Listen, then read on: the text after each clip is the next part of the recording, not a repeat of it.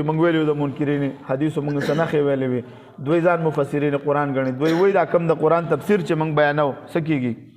دای باندې نور څوک نه پوهیږي نو دا فهم د بدلېدلو سره هم انسان سکیږي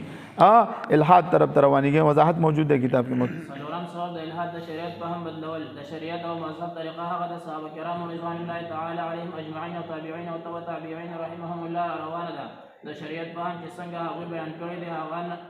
اخوا کېدل د الحاد سبب ګرځي یو انسان د شرمې صدې د حضراتو لیکل شوي کتابونه ګوري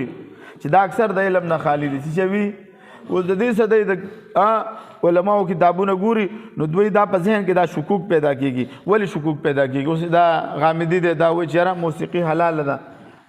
حد نافذ کول نشته لري سنگسارول نشته لري دا شان چاته کافر ویل وای نشته لري کافر به الله او رسول وای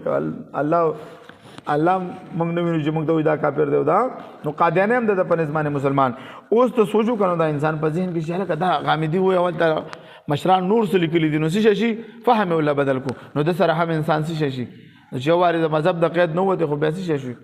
نو بیا بدن دهری جوړي کنه به جوړي د سره هم انسان په ذهن کې شکوک پیدا کیږي د آیات ساتي تفسیر د قران او فهم د دین هغه معتبر دی کوم چې د خیر القرون د مولوی زبانو د تفسیر فهم او تفسیر د قران مولوی زبانو د قران کریم تفسیر موږ ویلو کنه د آیات تفسیر با آیات کړي یا با حدیث کړي یا با صحابه تابعین او حدیث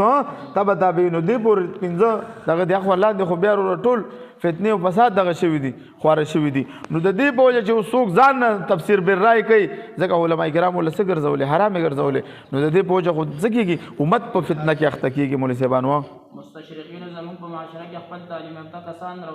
روزولي دي لکه غامدي شو مرزا شو او منیر شاکر او داسې نور دوی د مذهب تشریح د خپل خوښې مطابق کوي دوی چې کوم تفسیر بیان کوي هغه تفسیر د خیر القرون د زمانې نه خلاف دی نو د داسې کتابونو مطالعه کول هم د الحاد یو سبب دی مولوی صاحبانو څلورم څه شو د شریعت فهم بدل کړی دی د شریعت فهم بدلولو سره خامخا چې د شریعت فهم د خیر القرون د زمانې نه روان دی او دا فهم بدل کې اتوماتیکلی به انسان الحاد طرف ته ځي